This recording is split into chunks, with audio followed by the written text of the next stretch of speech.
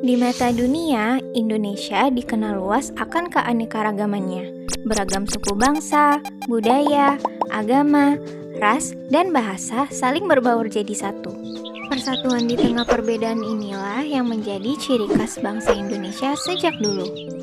Tercermin dalam semboyan Bhinneka Tunggal Ika, perbedaan bukanlah jadi penghalang tersatukannya tiap individu di Nusantara, melainkan perbedaanlah yang mempersatukan kita. Namun realitanya, isu perpecahan dan intoleransi yang kian marak jadi faktor pemecah belah keutuhan suatu bangsa.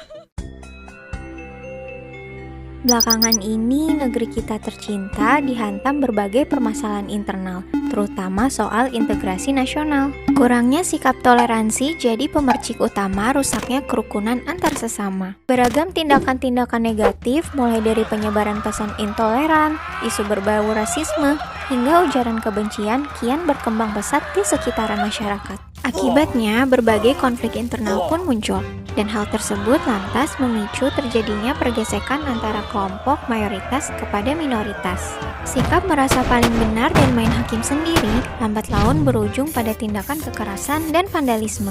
Bayangkan jika seandainya posisi kita berada di lingkaran minoritas, besar kemungkinan bisa saja kita diperlakukan secara diskriminatif.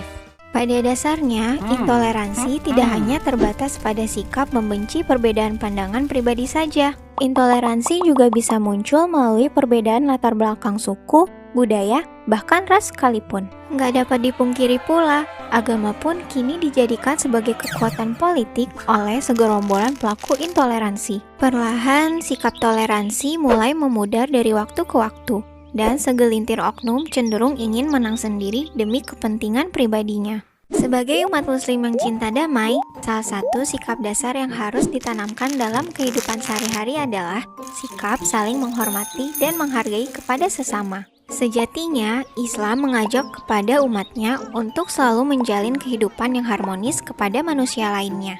Dan Islam juga sangat menjunjung tinggi keadilan bagi siapa saja tanpa memandang apapun latar belakangnya.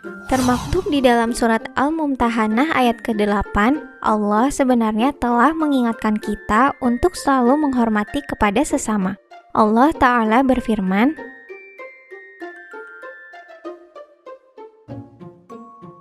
dari uraian tersebut dapat ditafsirkan bahwasanya Allah tidak melarang umat Islam dalam berbuat kebaikan, menyambung silaturahmi, hingga berbuat adil kepada orang-orang di luar Islam, selama mereka tidak memerangi kita karena agama.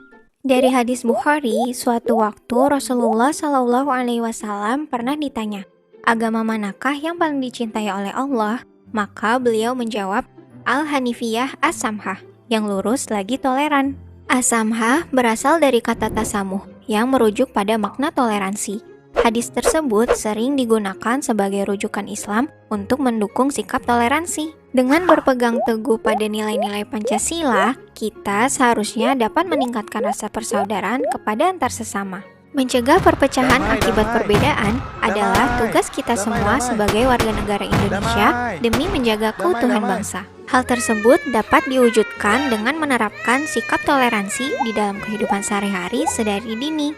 Hal-hal sederhana seperti membimbing anak-anak untuk menghormati pendapat orang lain, hingga mengajarkan mereka untuk tidak mendiskriminasi suku, agama, dan ras dalam pergaulan adalah sebagian contoh sikap toleransi. Selain itu, kita juga bisa memulainya dengan membuka pikiran untuk lebih saling menghargai dan menerima perbedaan yang ada.